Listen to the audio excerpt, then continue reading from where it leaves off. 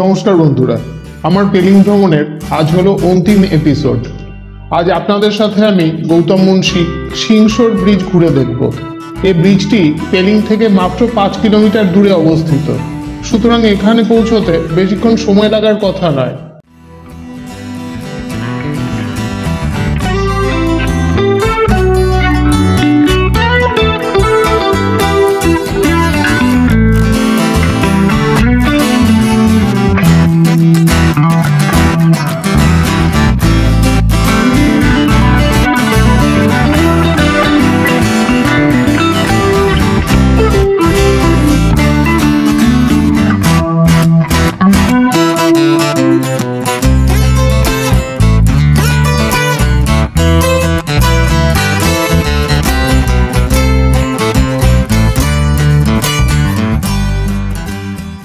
কিন্তু এখানে পৌঁছতে কত সময় লাগলো আর কেনই বা লাগলো এত সময়, সব আপনারা জানতে পারবেন ভিডিওটা দেখতে দেখতে।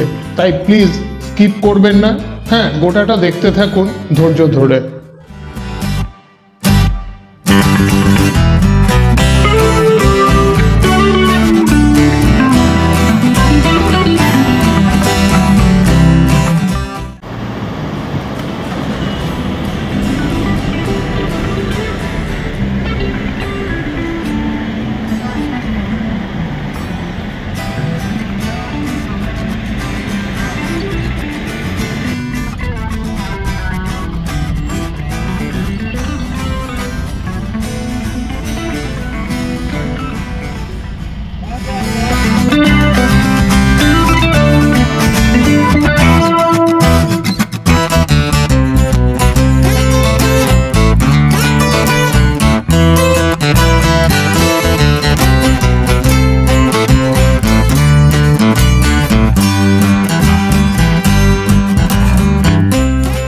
এবার আবার ফিরে আসি এখানে আসতে কেন 1-1.5 ঘন্টা সময় লাগলো সে কথায়।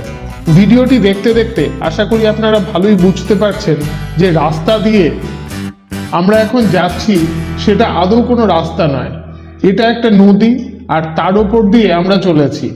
তবে খুব দ্রুত গতিতে রাস্তা এবং ব্রিজ সারাইয়ের কাজ চলছে।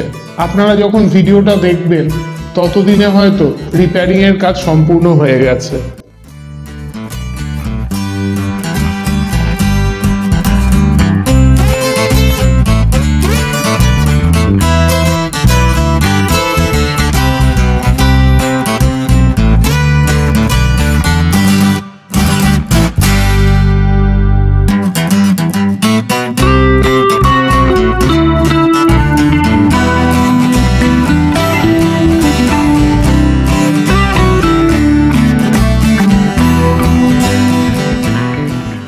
তার আগে আপনাদের একবার মনে করিয়ে দিই, যদি আপনারা আমার চ্যানেলে প্রথম এসে থাকেন তাহলে বলি, রেলে ভারতে যে কোনো জায়গা থেকে নিউ জলপাইগুড়ি স্টেশনে পৌঁছন আর সেখান থেকে ক্যাব বুক করে বা শেয়ারিং বেসিসে 4 থেকে 4.5 ঘন্টায় পৌঁছে যান পেলিংয়ে।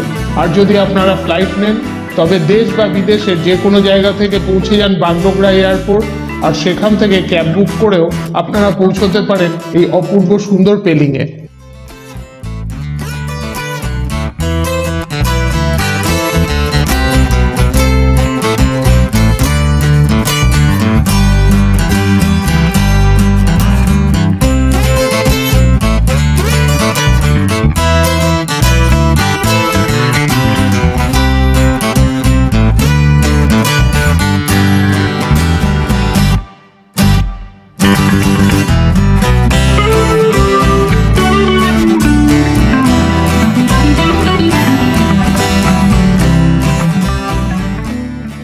পেলিংয়ে পৌঁছে কোথায় থাকবেন, কিভাবে আসবেন, এই সম্পর্কে বিস্তারিত তথ্য দেওয়া আছে ভিডিওটির ডেসক্রিপশন বক্সে।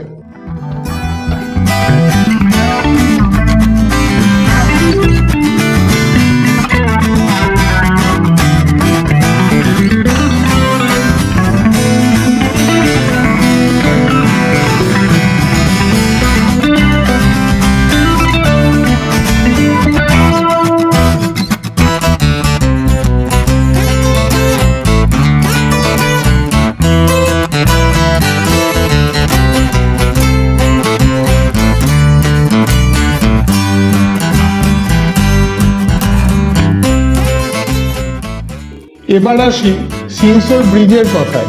হ্যাঁ বন্ধুরা, ব্রিজটা সত্যি ইঞ্জিনিয়ারিং শিল্প উন্নতির এক জ্বলন্ত উদাহরণ। ভারতীয় ইঞ্জিনিয়ারদের অক্লান্ত প্রচেষ্টায় গ্রাউন্ড লেভেল থেকে 100 মিটার উপরে 240 মিটার লম্বা দুটি পাহাড়কে জুড়ে দিয়েছে এই ব্রিজটি। বলা হয় এশিয়ার দ্বিতীয় উচ্চতম ব্রিজ হলো এই সিংসর ব্রিজটি। সবুজে ঘেরা অপূর্ব পরিবেশ, স্নিগ্ধ শীতল হাওয়া বইছে সবসময়, আর রয়েছে উঁচু পাহাড় থেকে জল পড়ার শব্দ। আসুন বন্ধুরা, আমরা উপভোগ করি।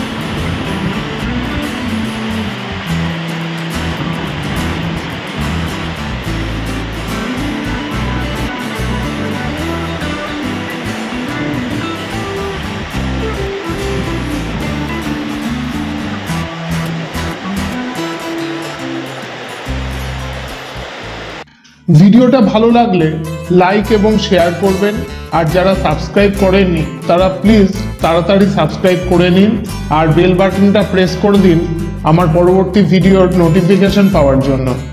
নমস্কার।